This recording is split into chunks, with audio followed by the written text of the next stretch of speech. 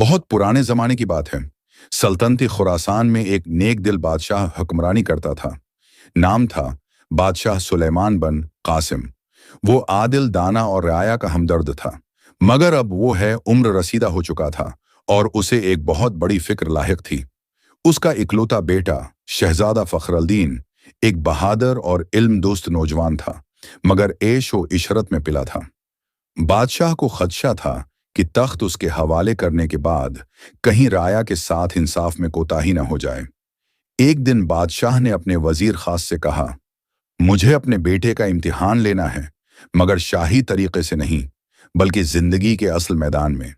वजीर ने मशूरा दिया, एक ऐसा शख्स तलाश किया जाए जो सादा हो मगर दिल का सच्चा, जिसके जरिए शहजादे को जिंदगी की हकीकतें दिखाई जा सकें। बादशाह को यह मशूरा पसंद आया। उसने हुक्म दिया कि सल्तनत के सबसे गरीब, सच्चे और साबर शख्स को तलाश किया जाए। चंद दिन बाद वजीर ने इतला दी, एक चरवाहा है, नाम है यासीन, पहाड़ों में बकरियां चराता है, मगर उसकी जबान से हमेशा हिकमत टपकती है। राया उसे दिल से चाहती है। बादशाह ने उसे बलवाने का हुक्म दिया। शहजादा फखरुद्दीन को बादशाह ने कहा, आए मेरे बेटे, अगर तुम तख्त चाहते हो तो पहले फकीरी सीखो। कल से तुम आम लिबास पहनकर चरवाहे यासीन के साथ पहाड़ों में जाओगे, एक नौकर की हैसियत से। शहजादा हैरान मगर फरमान बरदार था। उसने शाही लिबास उतारा, सादा चगा पहना और यासीन के साथ पहाड़ों में जा पहुंचा। शुरू के दिन बहुत सख्त गुजरे। शहजादा, जिसने कभी जमीन पर न बैठा था, अब कांटों में नंगे पांव चल रहा था, बकरियों के पीछे भाग रहा था और धूप में जल रहा था। मगर यासीन निहायत मोहब्बत से उसे सिखाता रहा। उसने शहजादे को बताया, सच वही है जो अंदर से निकले, जबान से नहीं। बादशाह वही है जो भूखे की भूख महसूस करे। अवाम को राशन नहीं, इत्मीनान चाहिए। एक दिन शहजादे ने पूछा, यासीन, अगर तुम्हें बादशाह बना दिया जाए तो तुम क्या करोगे? यासीन हंस कर बोला, मैं सबसे पहले अपनी जांच करवाऊंगा, क्योंकि जो खुद को नहीं जानता वो रियाया को क्या जानेगा। ये बात शहजादे के दिल में तीर की तरह लगी। चंद माह बाद शहजादा बदल चुका था।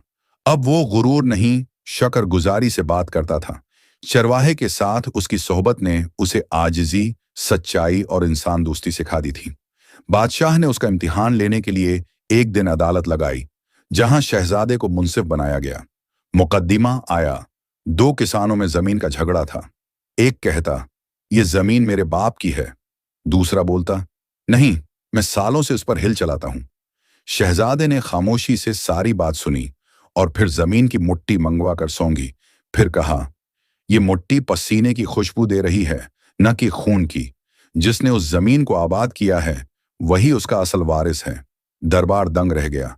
बादशाह की आंखों से आंसू निकल पड़े। चरवाहा यासीन खामोश बैठा मुस्कुरा रहा था। इसी दिन बादशाह ने ऐलान किया, मेरा बेटा अब शहजादा नहीं, सुल्तान फखरुद्दीन है।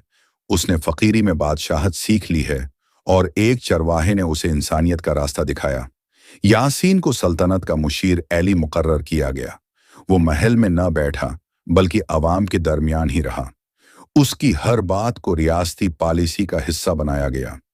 फखरुद्दीन एक ऐसा बादशाह है बना जिसके दौर में न कोई भूखा सोया, न कोई जालिम आजाद घूमा। और जब लोग उसकी तारीफ करते वो कहा करता, अगर एक दिन चरवाहा न मिलता तो मैं कभी बादशाह न बनता, सिर्फ हुक्मरान रह जाता। बादशाहत इल्म से नहीं, किरदार से आती है। फकीरों की संगत शाही महलों से ज्यादा दौलतमंद होती है। अवाम को इंसाफ देने के लिए खुद तकलीफ से गुजरना पड़ता है।